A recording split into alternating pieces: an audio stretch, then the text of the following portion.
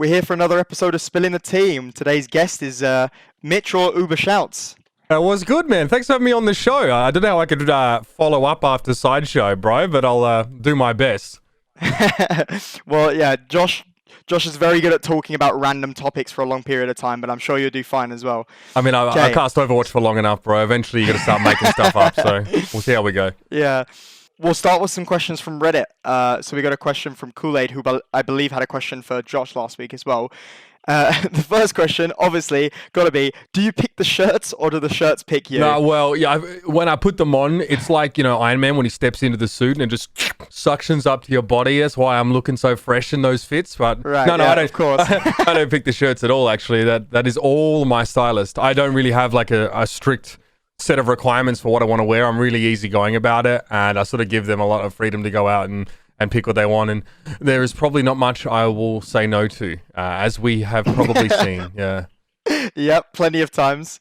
I like it. You got like your own identity with the shirts and stuff. It's cool. Yeah, the best part is, mate, you won't catch me walking on the streets with those, you know what I mean? Like, normally I'm just wearing like whatever you're wearing or what I'm wearing right now, like just sort of normal stuff. People don't recognize you because you're not wearing like the over-the-top flowered polos and stuff. Incognito, baby. So Jojo9877 asks, what's your favorite thing to see when you come to America? As in like maybe like a tourist attraction kind of thing, or yeah, anything, I guess. Tourist attraction, just place to go. Chipotle? Chipotle? I don't know. No, that's a very solid answer. I rate that answer I love skiing, a lot, bro. actually. I love going up to Mammoth Mountain and strapping the skis on really? and going down. I'm terrible at it though. I'm actually awful, but it's a ton of fun.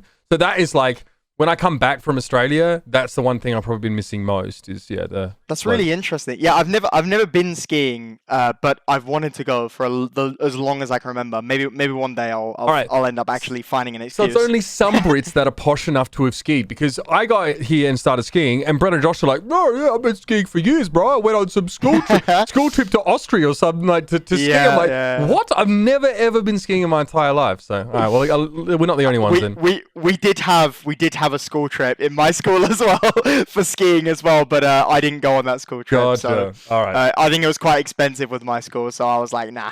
My parents were like, yeah, we'll pass on that one. Mine would have done the same, bro. Not about it. I don't think we want a competition here, but maybe one day. But Bev asks, which one of you can loudly yell for the longest time without taking a single breath? Seems to be a specialty for both of you. Oh, God. It is. You know what the best part was, mate? Is I used to sit up in the stands, like in the Blizzard Arena, and there was a crowd in there, and I had a headset on that was noise cancelling, and I could still hear you belting it out down on stage. Yeah, that's the classic. There's like 40 subwoofers built into the ceiling, and I still hear Cameron down the stage rallying the troops. So I don't know if I can handle it. See, I work in peaks and troughs. You see, Overwatch is just like run, and whistle in the whole time. Yeah. I don't know if I can handle that. I'll be honest with you. I've kind of like adapted it over time. I'm definitely a lot more up and down now, but still notoriously very loud. Hey, that's the journey of a caster as well. Most start off just screeching 100% of the time and are awful. And then eventually, I mean, when I get there, I'll let you know, but eventually they're supposed to be able to like build in peaks and troughs and have some dynamic range. So you're one step ahead, it's important, right? You got to be able to hype up the right moments, but if you make every moment hype, then, there's no hype. Exactly.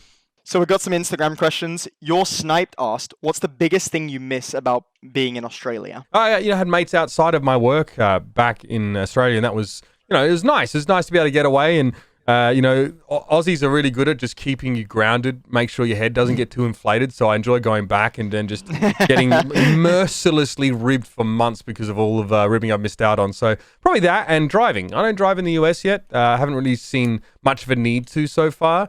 And that was always quite fun. So I'll get my license eventually. The thing about the mates, definitely true. When I go back to the UK, they like to, keep you grounded is a good way of putting it. So I come back refreshed. I think I'm terrible at everything, but that's fine. My self-esteem in the trash bin. But but no, it is always nice to see your friends back home and just hang out with friends and family, obviously.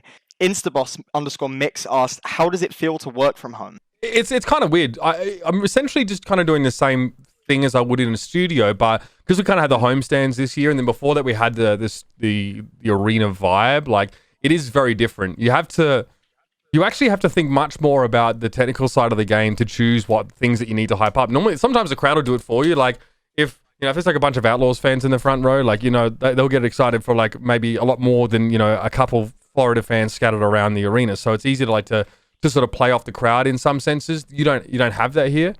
I don't really. I leave the house to go to the gym normally. That's closed now. So GG, I've got one. I have a gym in my bedroom now. So, you know, I'm just bringing my whole world closer together.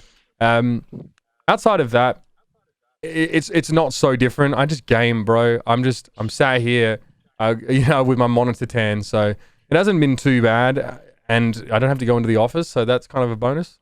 Yeah. I mean, it's actually interesting. I was going to ask you that question before we read it, actually, because I was interested in how the casting going. Because I know from playing point of view, it feels the same, but it's also kind of different, you know, because you don't have all that sort of traveling and then that sort of stage energy when you're playing matches. It feels it's kind of different, but at the same time, when you're in game, it feels similar. So I can imagine it's kind of the similar with the casting. Yeah, my whole room, the hyping stuff up. My whole room's been turned inside out. You know, like this room I'm in is the office. Like, this huge screen is like, I don't know, man. It's like 2.5 meters across. Now I can tell you that because you know we work on the same actual proper system of measurement. But it's extremely long, and like there's lights here and here, and like it took me ages to figure out the tech and how to like get synced up with the production because there's like it's all on the cloud. It's all it's so complicated, bro. It's actually unbelievably complicated. Yeah. I mean, there's obviously a bunch that goes into it. I remember the one ear Uber from the one Overwatch League stream. Definitely rough technical issue there. Yeah, that was, and you know what? Oh god, it's just the dumbest thing ever. It was like some box that I didn't have checked in OBS. I had some guy at the team. Like I'm fairly tech savvy, like reasonably. I'm not a boomer, but I'm trying to operate this stuff and like. This guy just goes through like 7 different dialogues and unchecks this box that like didn't have any, you know, intuitive meaning to me at the time. And then it just fixed it. Oh, I was so mad. I was convinced it was on their side, and yeah, and then like everyone was like, "Oh, that's cool." That was for like 3 hours as well. Yeah, no? I know. I literally I had to like give people tech support on how to turn their PC output to mono, so I was in both ears. It was terrible. Yeah, sorry about that. That was actually my fault. I haven't said that publicly before. There you go. I hate to see it. Oh, it's okay. It was pretty funny. Muscle Spoon 334 asks, since you came to the USA, how frequently do people try and imitate your accent? Oh god. Yeah.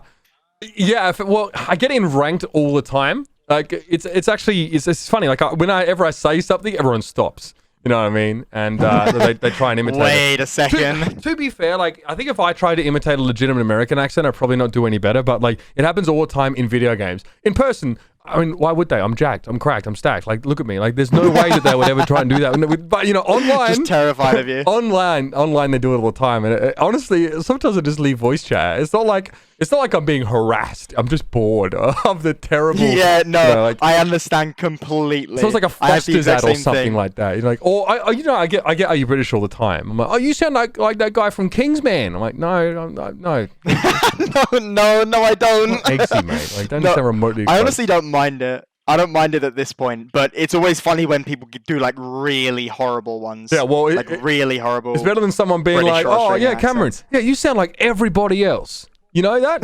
Like, there's nothing exciting about the way you sound, nothing remotely exotic. So stuff you. You know. So I guess there's that. Glento asks, would you rather lose $100 and be boosted by fusions, or gain $100 but drop to bronze playing with Sideshow? 100. I've dropped into. I almost dropped into gold playing with Sideshow, and no amount of money will ever be able to make up for that. Also, to pay like the fees that I had to pay to actually, you know, have a psychiatric assessment. I'm pretty sure, yeah. Not that I condone getting boosted, but I'd much rather spend money to not play with Sideshow in any case, in any situation. Yeah, fantastic. I can accept that answer, honestly.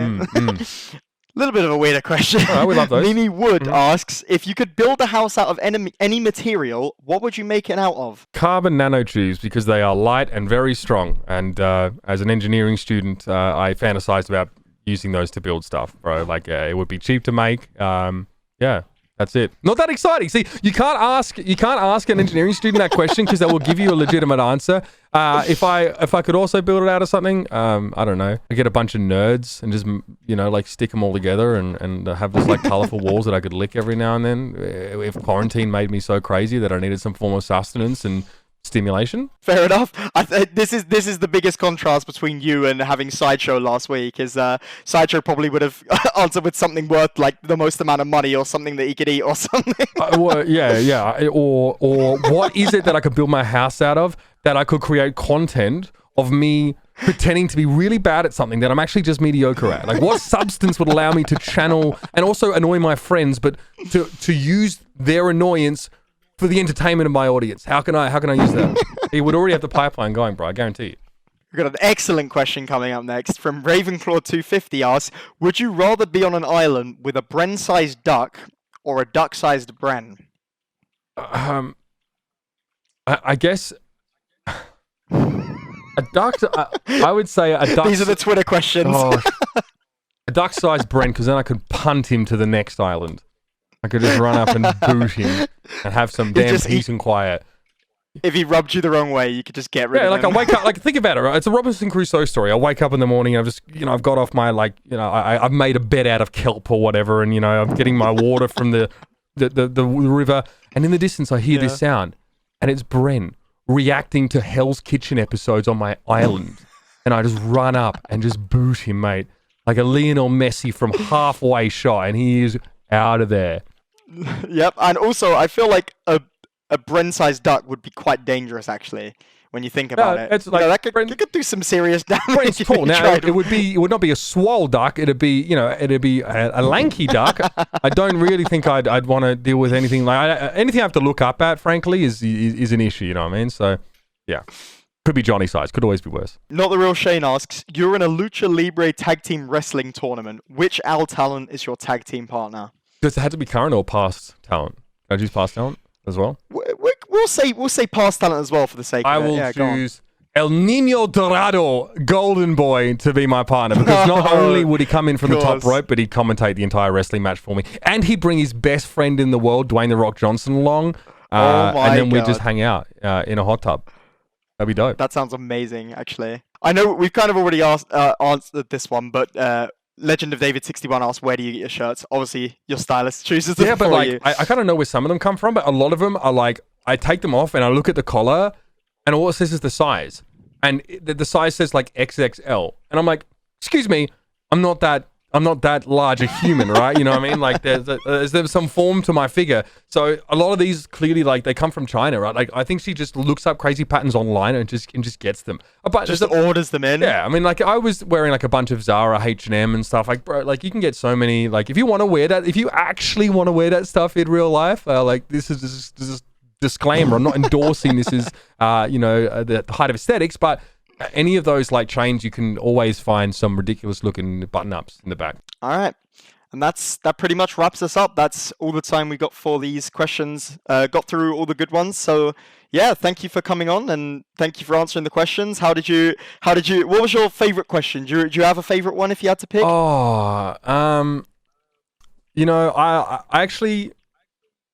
I like the fact that I got to explain exactly whether I'd like a duck-sized Bren or a Bren-sized duck, because I think you guys really had to understand a little bit of the impetus behind that decision. Having a chance to play that out before you was quite a pleasure. Yeah, I mean, I kind of when I looked at the questions after I asked that, I kind of immediately saw that one in the corner of my eye, and I was like, yeah, it's a unique one. It's always the unique questions that sort of stick with you. Love to get them for sure. All right, fantastic. Thank you so much, Uber, for coming on. It's a pleasure. Yeah, likewise, man. All the best in your upcoming games, bro. Hopefully things start to pick up. You're putting the hard work in. Thank you. Yeah, will do.